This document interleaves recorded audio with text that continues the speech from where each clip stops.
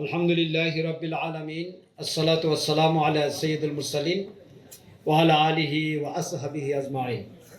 Bangladesh lawyers council কর্তৃক আয়োজিত আজকের এই ইফতার মাহফিলের সম্মানিত সভাপতি, বাংলাদেশ লয়ার্স কাউন্সিলের কেন্দ্রীয় সভাপতি, সুপ্রিম কোর্টের বিজ্ঞ আইনজীবী অ্যাডভোকেট জসিমউদ্দিন সরকার, উপস্থিত আছেন আজকের এই বর্ণাঢ্য আয়োজনের সম্মানিত প্রধান অতিথি, সাবেক এমপি, বাংলাদেশ জামাত ইসলামীর সম্মানিত সেক্রেটারি জেনারেল, বিশিষ্ট রাজনীতিবিদ, জননেতা অধ্যাপক মিয়া গোলাম পরোয়ার, সুপ্রিম কোর্ট এবং জজ কোর্টের বিজ্ঞ আইনজীবীবৃন্দ, সম্মানিত সুধীমণ্ডলী, প্রিয় সাংবাদিক বন্ধুগণ, আসসালামু আলাইকুম ওয়া রাহমাতুল্লাহি ওয়া বারাকাতুহু।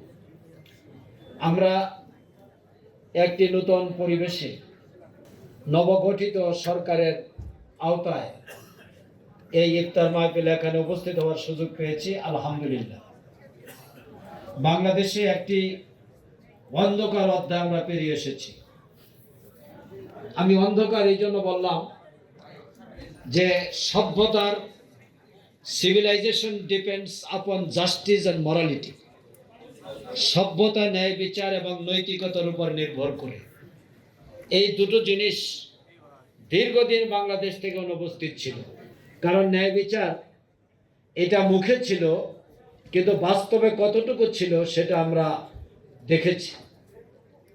বাংলাদেশের ৫৫ বছরের ইতিহাসে বিচারাঙ্গনে এমন বিপর্যয় আর পৃথিবীর কোথাও কোনো দেশে হয়েছে বলে আমাদের জানা নেই। ১৯৯৬ সাল পর্যন্ত বাংলাদেশের বিচার বিভাগের একটি সম্মান, একটি মর্যাদা ছিল, একটি স্ট্যান্ডার্ড ছিল, এবং এখানে কারো মুখের দিকে তাকিয়ে বিচার করা হতো না। সরকারের বিরুদ্ধে ঐতিহাসিক অনেক রায় আমরা দেখতে পাই, যেটা আমাদের ডিএলআর এ লিপিবদ্ধ রয়েছে। আজকে একথা বলতে আমরা বাধ্য হচ্ছি যে মাঝখানে যে সময়টা গিয়েছে, আমাদের একজন প্রাক্তন প্রধান বিচারপতি তিনি তার লেখা বইয়ে উল্লেখ করেছেন, একটি বিশেষ জায়গা থেকে রায়ের নির্দেশ আসত এবং সেই রায় লিপিবদ্ধ করত অন্যেরা, আর এজলাসে বলে সেগুলি পাঠ করে শোনানো হতো। সেখান থেকে আজকে আমরা বের হয়ে আসার একটি স্বপ্ন নিয়ে সামনে অগ্রসর হচ্ছি। নির্বাচন হয়েছে, যদিও এই নির্বাচন নিয়ে বিশ্বের মিডিয়া এবং আন্তর্জাতিক সংস্থা অনেক প্রশ্ন তুলেছে, আমরা দেখেছি।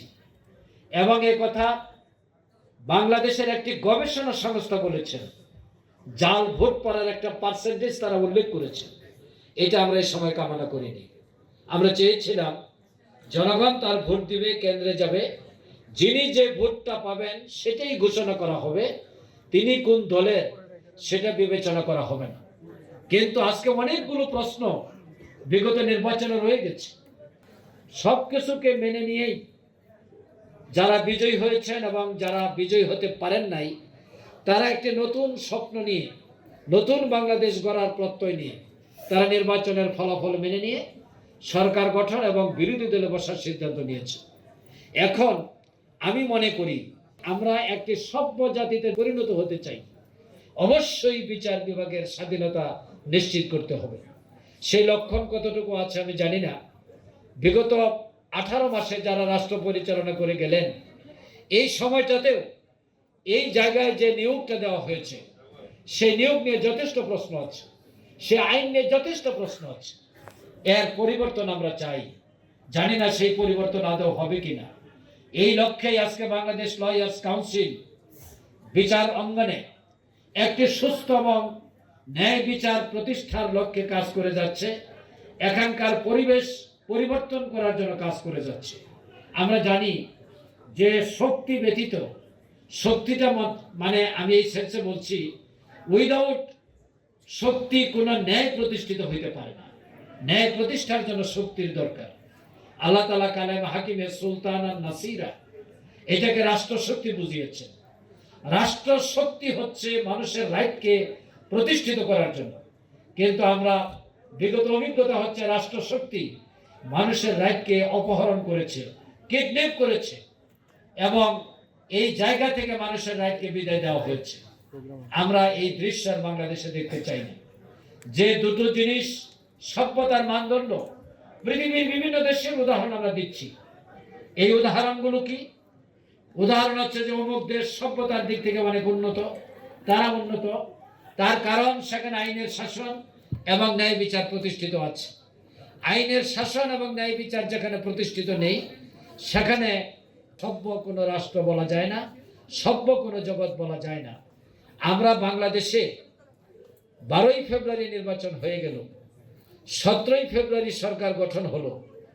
এরপরে এই কয়েকদিনে যে ঘটনাগুলি ঘটেছে অত্যন্ত দুঃখজনক। আমরা বলি না যে কেউ জামিন পাবে না, অবশ্যই জামিন পাওয়ার অধিকার আছে, কিন্তু প্রসিকিউশন যেন এমন ব্যক্তির পক্ষে জামিনের ওকালতি না করেন যারা বারবার মানুষের নিরাপত্তাকে বিঘ্নিত করেছে। এগুলো আমাদের অবশ্যই বিবেচনা আনতে হবে, কিন্তু আমরা দেখতে পাচ্ছি এগুলো মেনটেন করা হচ্ছে না। আমি বিজ্ঞ আইনজীবী ভাই এবং বন্ধুদেরকে বলবো, আজকে আমাদেরকে ঐক্যবদ্ধ হওয়ার প্রয়োজনীয়তা দেখা দিয়েছে। শুধু লয়ার্স কাউন্সিলের দায়িত্বশীল হিসেবে নয়, এই দেশের একজন নাগরিক হিসেবে আমরা উপলব্ধি করছি যে আইন অঙ্গনকে যদি আমরা সমস্ত চাপ থেকে মুক্ত রাখতে না পারি, বারবার আমরা বলতে শুনেছি আমাদের হাত পা বাঁধা। এত লম্বা বক্তব্য দেশের সামনে দেওয়া হলো, এত আইনের রেফারেন্স দেওয়া হলো, কিন্তু 45 মিনিট বক্তব্য দেওয়ার পর দেখা গেল বিচারক চেয়ার থেকে নেমে অন্দরমহলে গেলেন, কিছুক্ষণ পরে উঠে এসে আইনের ব্যত্যয় ঘটিয়ে বললেন এটা গ্রহণ করা গেল না। আমরা এই দৃষ্টান্ত বাংলাদেশে দেখতে চাই না। আমরা দেখতে চাই আইন যা বলেছে, সংবিধান যা বলেছে সেটাই বাস্তবায়ন হবে, এবং এই বাস্তবায়নের লক্ষ্যেই আজকে বাংলাদেশ লয়ার্স কাউন্সিল আইনজীবীদের নিয়ে যাত্রা শুরু করেছে 2019 সালে।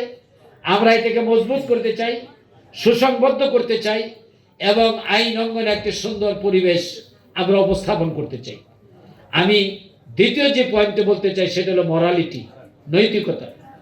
আজ ভাবতে অবাক লাগে, যেখানে 15 বছরের একটা তরুণী তাকে ধর্ষণ করা হলো, এরপরে তার জন্য বিচার চাওয়া হচ্ছে। আমি একজন নাগরিক হিসেবে বলছি, সেই বিচার চাওয়ার পর যাদের কাছে বিচার চাওয়া হয়েছে তারা বলছেন যে বিচার যাই হোক, তোমাকে আর এলাকায় থাকা যাবে না।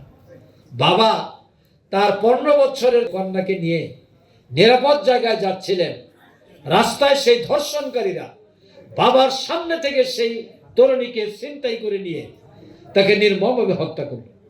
আমাদের সভ্যতা, নৈতিকতা, মরাল ফিলিংসের বিপর্যয় কত ভয়াবহ, এই হলো তার দৃষ্টান্ত। 6 বছর বয়সের একটি শিশু, সেও ধর্ষিতার শিকার হয়েছে। আমরা বলবো একটি জায়গায় যদি স্ট্রং হয়ে যায় তাহলে গোটা রাষ্ট্র, গোটা জাতি স্ট্রং হয়ে যাবে। সেটা হলো বিচার বিভাগ। আর বিচার বিভাগ সঠিক সিদ্ধান্ত নিতে পারবে তখনই যখন আইনজীবীগণ বিচার কার্যে সহযোগিতা করবেন উইদাউট বায়াসড, পলিটিক্যাল কোনো সেন্স নিয়ে নয়।